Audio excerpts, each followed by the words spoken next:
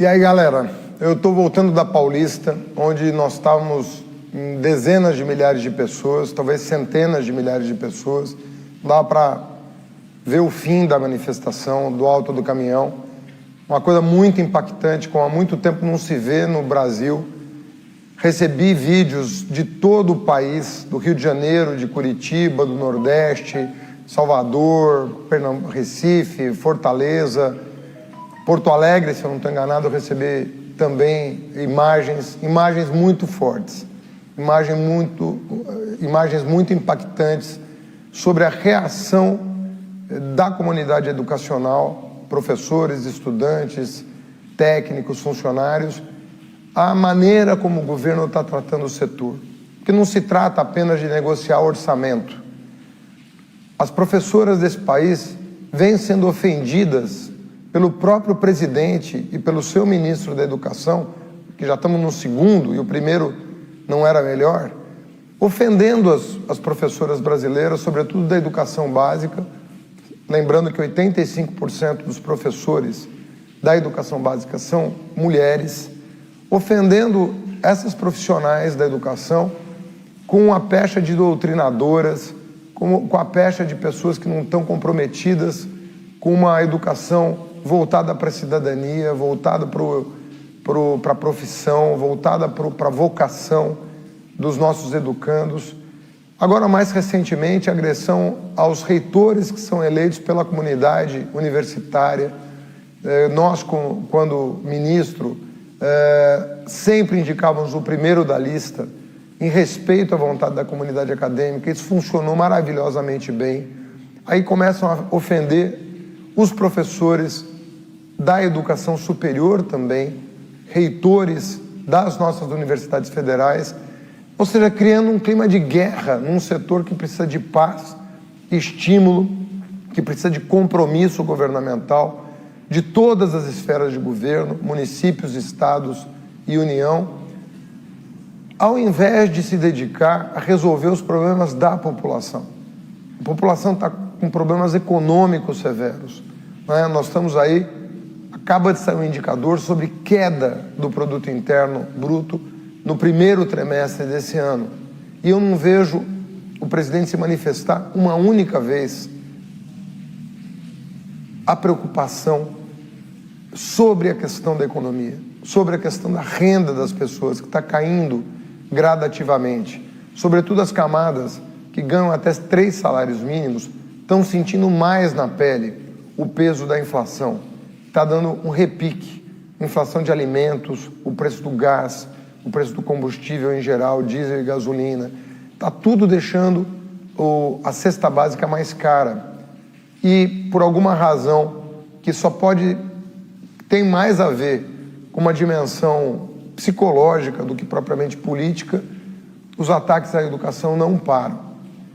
Não bastasse o corte anunciado e as brincadeiras de mau gosto que o próprio ministro faz com o setor, ele, na véspera da movimentação de hoje, portanto ontem, ele chega a dizer que os cortes não só serão mantidos, como podem ser aprofundados.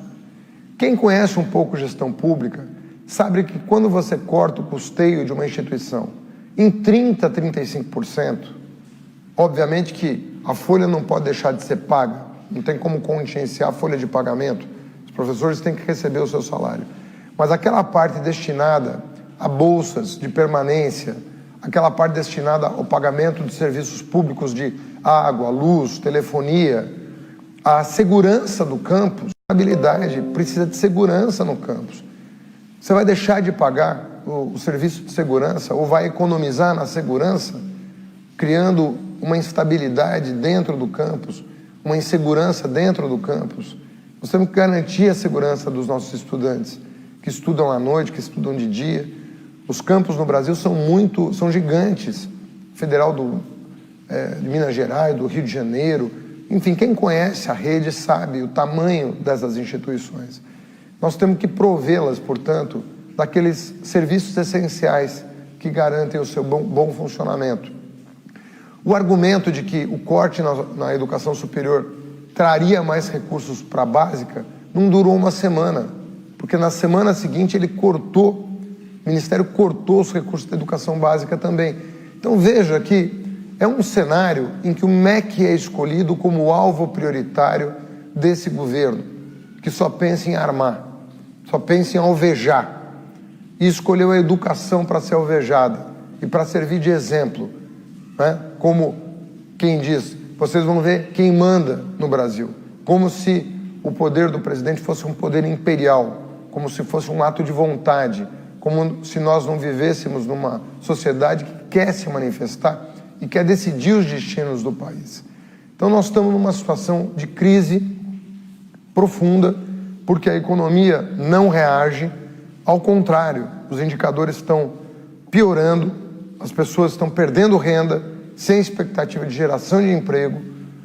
O ministro da Economia não responde com políticas de estímulo ao que está acontecendo no mercado de trabalho.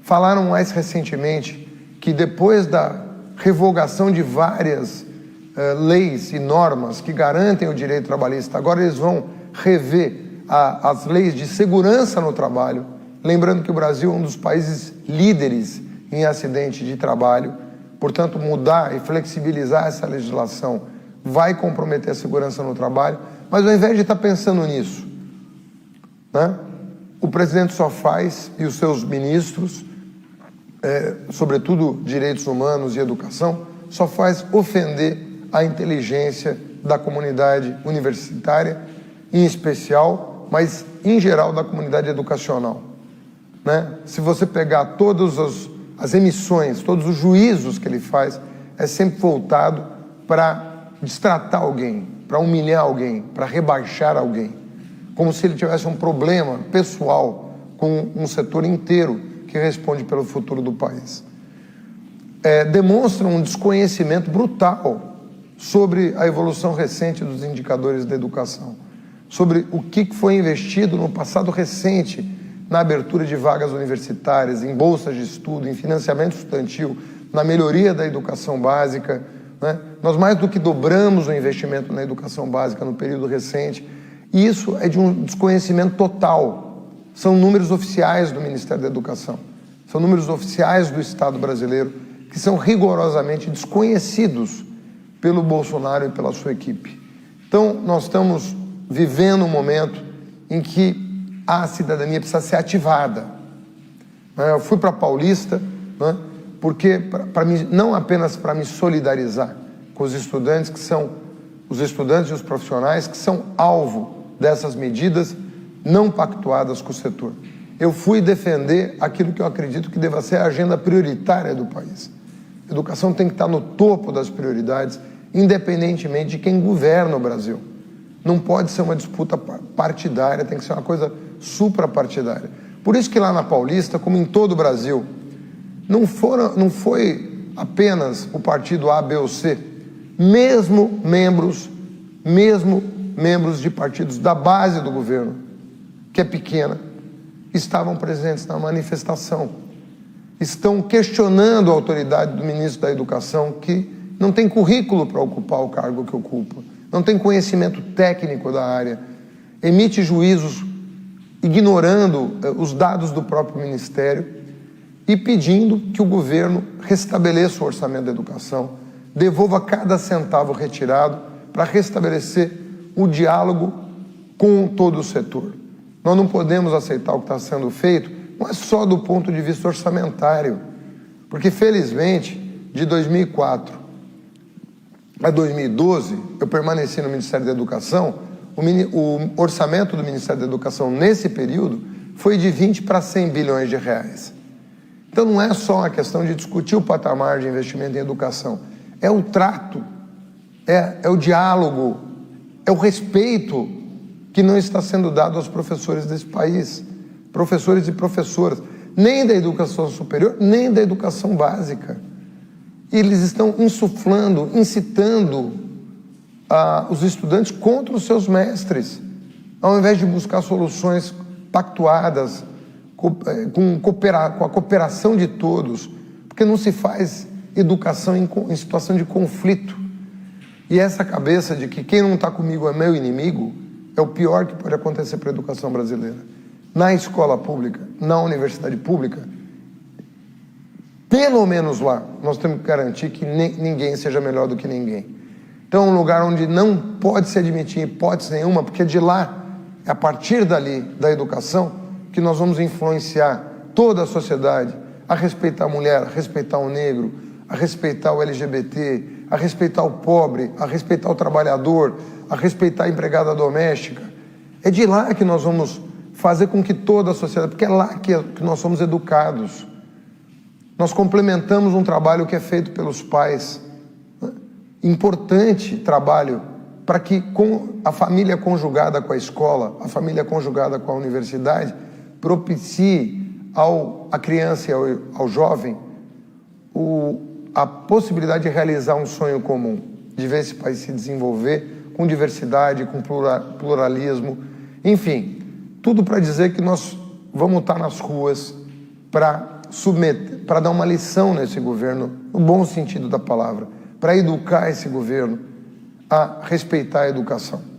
A primeira coisa que tem que ser feita é isso, para que nós possamos restabelecer um clima de relativa normalidade nos campos, nas escolas, em respeito aos secundaristas, aos universitários, respeitando as metas da lei que cria o Plano Nacional de Educação. Enfim, nós temos que estar irmanados em torno dessa agenda, que é uma agenda comum. Essa agenda não pode dividir os brasileiros de maneira nenhuma. É a primeira, é a mãe de todas as agendas. Quem quer que queira reconciliar o país tem que pensar a educação como prioridade. Se a educação é inimiga do país, esqueça reconciliação, esqueça diálogo, esqueça até democracia, porque a democracia liberal depende de uma escola pública liberal, depende de uma universidade liberal, né? Que respeite a todos, que permita a livre expressão, a livre manifestação, o livre pensamento, a livre docência. É o campo da liberdade por excelência. A liberdade se exercita lá. Lá é o reino, portanto, da liberdade. Então, se nós somos amantes da liberdade e entendemos que é pela liberdade e pela interação livre que nós vamos promover uma convivência mais harmoniosa e o progresso material e espiritual.